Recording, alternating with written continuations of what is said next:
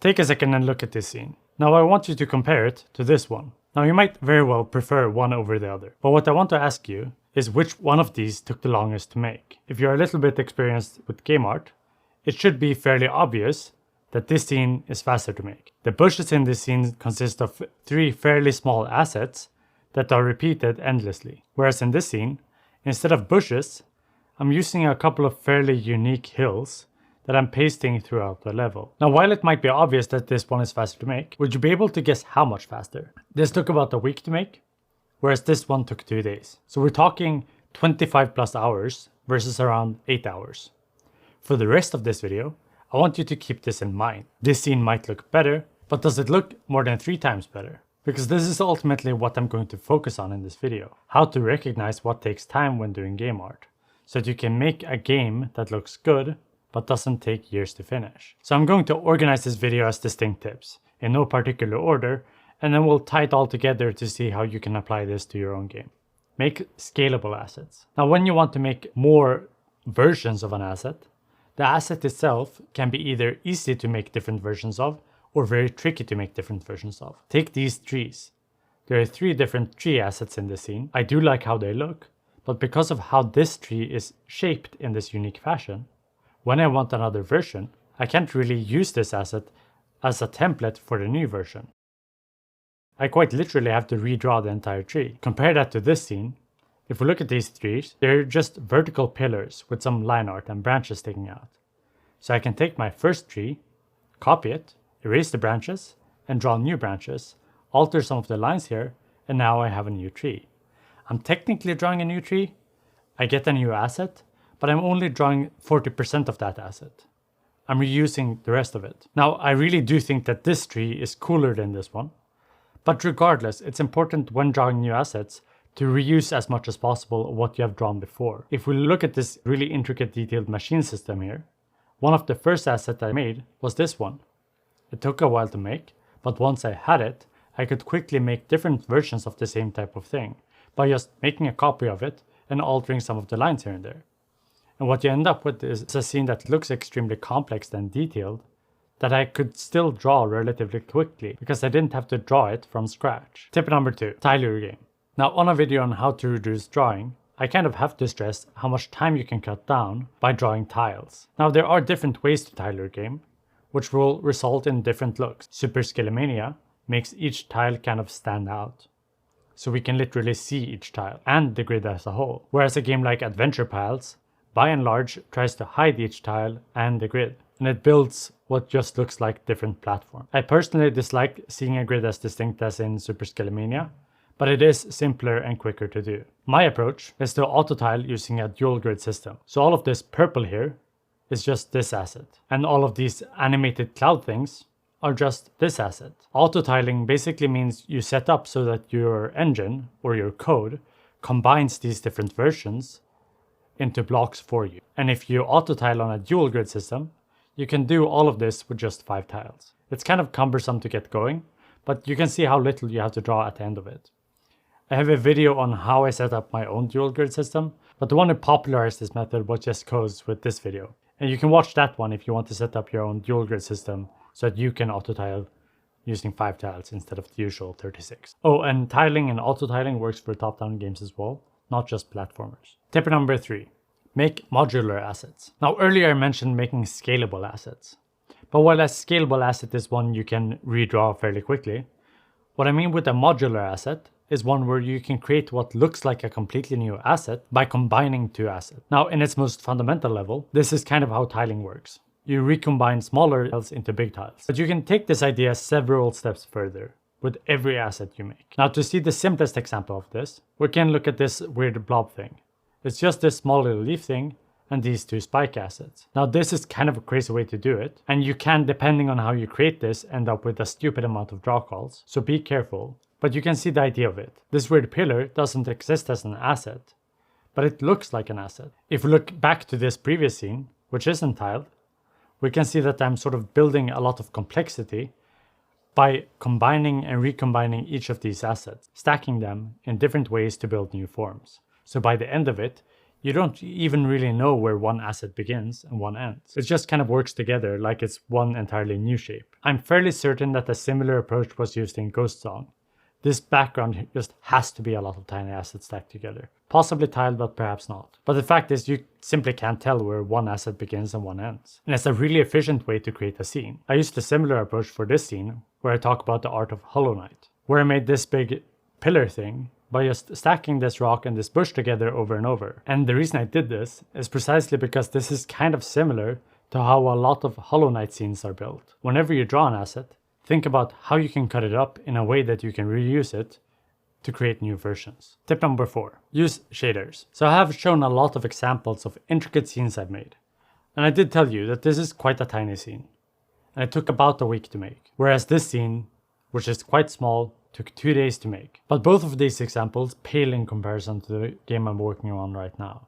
Now, my game now looks simpler than the previous examples, but I do want to stress just how quick this scene was to make. This area, in the game I'm working on, takes about 8 minutes of gameplay to run through. And I managed to get it to this kind of look in 1 day. Same for this area and this area. Each area took about a day to finish the art for, from drawing to staging. Now, I already covered how the tiles are quick to draw because they're on a dual grid system. But you can notice one thing with them, and that is that the color here is quite different from the color here and here. And that is where my shader comes in. And it's actually really simple. I use this asset, this texture, and this noise texture with a gradient attached, and I mix them. And what I end up with is the same underlying asset, but the color of it will vary slightly depending on where in the scene it is. And at some places, we can see this small texture on it showing through. Now, I did apply this shader for all the tiles here, but more importantly, the entire look in the background is just the exact same thing. None of these assets in the background exist. They're all modular, and none of them are colored. The entire background here is just a sprite sheet that kind of looks like this. The color and the texture is just done by mixing in color with a noise gradient texture. As noted, these assets are also really quite modular, which made them annoying to create obviously, but we can see that even though this looks like a thing that I paid attention to, it's just this bush asset flipped, these railings flipped, these holes, and this curve thing. And then I just kind of created something out of it while staging. Same obviously goes for this water scene. There's no individual asset that is this big. It's just lots of these tiny rock edges combined with a completely flat interior. Now, I'm not going to argue that this is how you should do it. There are downsides to it.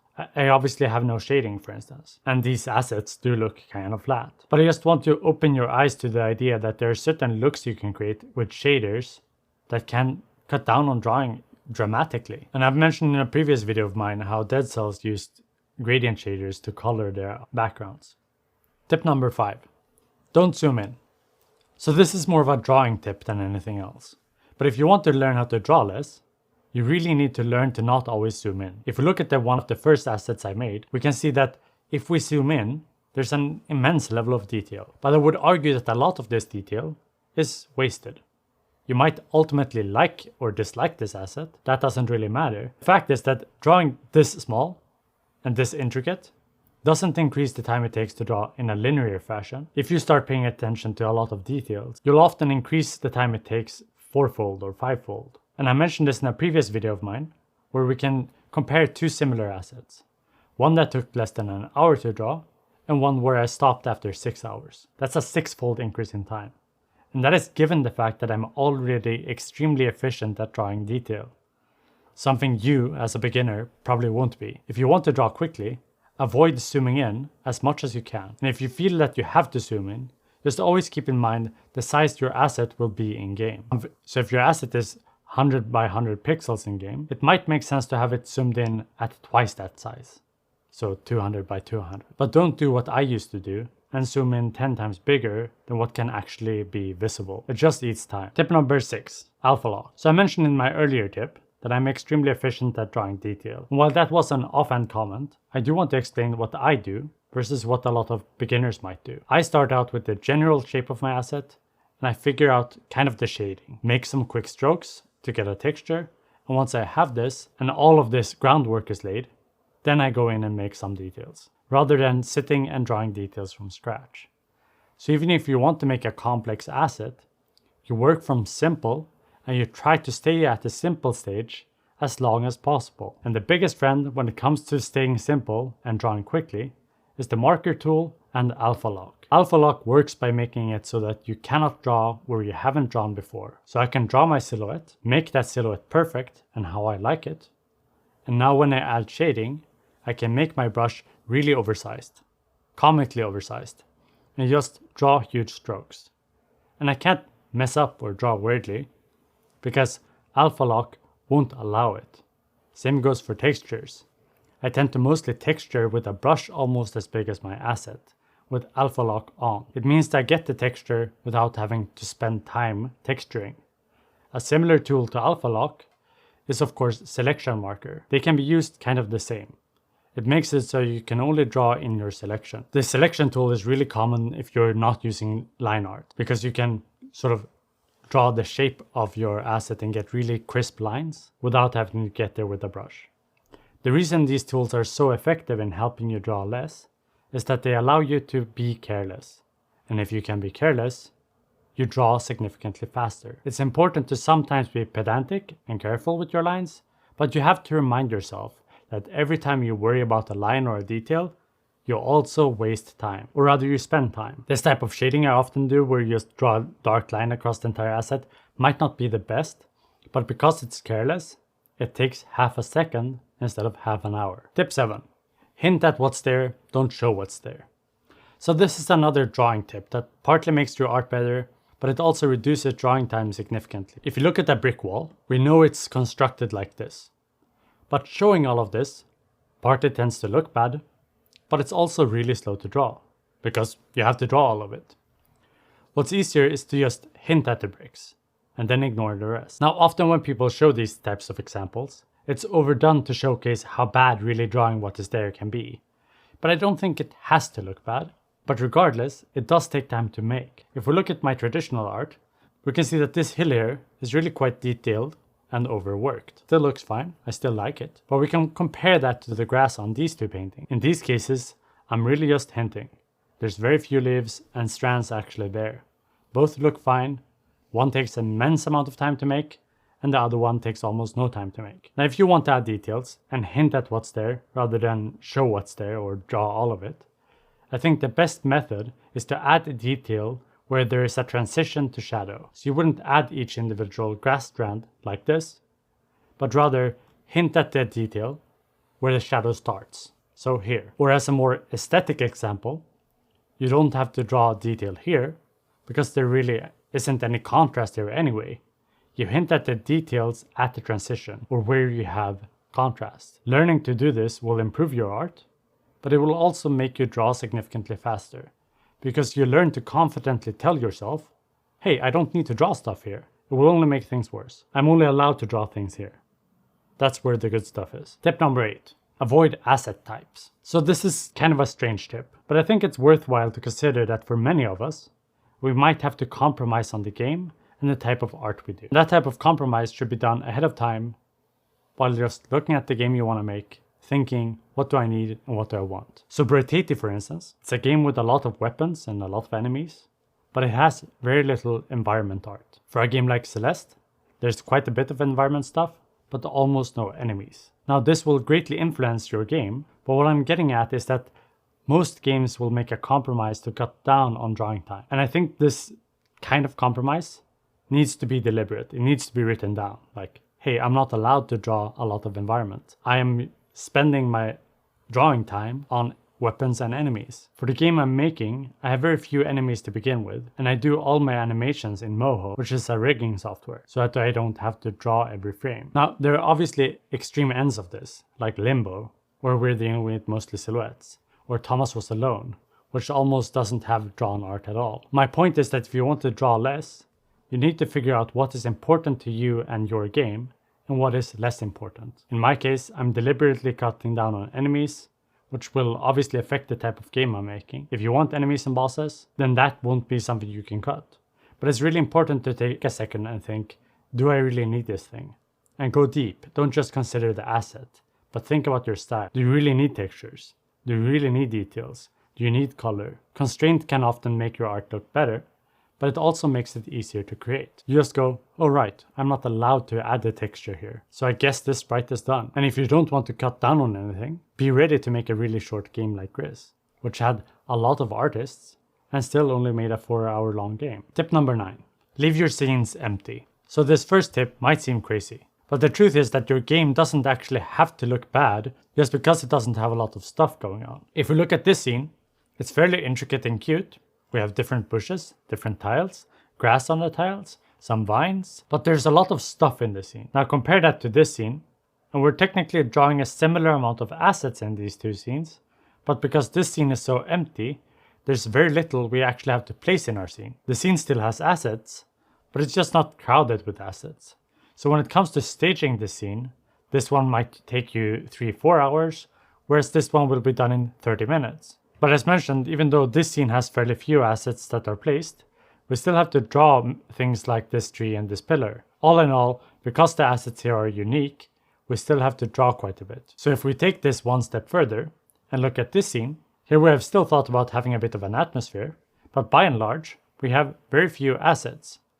1 set piece and 3 simple background layers. If we go one step further still, this scene has a hint of some mountains, but really no assets to speak of. So over on this end, drawing this will take you an hour or 2, staging will take you 20 minutes, and over on this end, drawing will take you 6-7 hours, and staging will take you 3-4 hours. Now I recognize that with the particular examples I've given, even though this looks fine, you'd end up with kind of a boring game if it all looked like this. So in practice, unless you really hate drawing, having your game this empty all the time is not what I would recommend.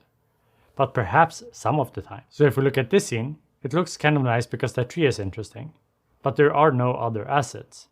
Very little staging, very little drawing. We move a bit further here and we have a few assets, but not much still. And then we come here and we end up with quite an intricate scene. Now from a drawing standpoint, it's obviously nice to have sections of a game where you don't have to draw much, but I think quite often that also makes your game better. It's not just that you have to draw less, it will actually improve your game. If every section of your game is crammed with stuff, none of it becomes memorable. Whereas in this scenario, this section becomes memorable because it's empty, and this one becomes memorable because it's full. Use unique assets deliberately. If we look at this grass scene, we can see that each asset is kind of unique. Now this, as mentioned, means we have to draw quite a bit of assets. But in this scenario, we can see at least that the unique assets carry a purpose. This is kind of a focal point, an asset that grabs attention. It's unique, but it's intentionally unique. Compare that to one of my first scenes ever drawn. This is unique, this is unique, this is unique, this is unique. The scene is just peppered with assets that only exist once in the scene. Do any of them aim to grab attention? Not really. So why are they unique? It just means you have to draw more. The process I tend to follow nowadays is kind of visible in this scene. This foreground is kind of all similar color, similar shape. It's just bushes and rocks. So your brain just glances over it and it just registers bushes and rocks. I don't expect the player to sit and investigate whether the bushes are identical to each other. The player just registers that this half of the screen is bushes and rocks and ignores any particular detail.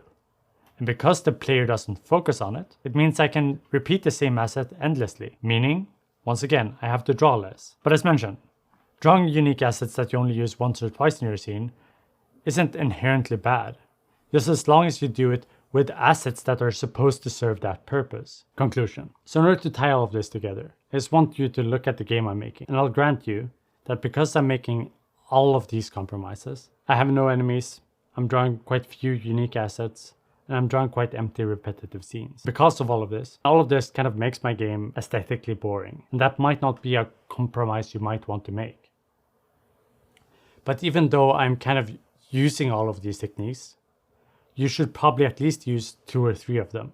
Making a game like Blasphemous all alone just isn't realistic, or even admirable.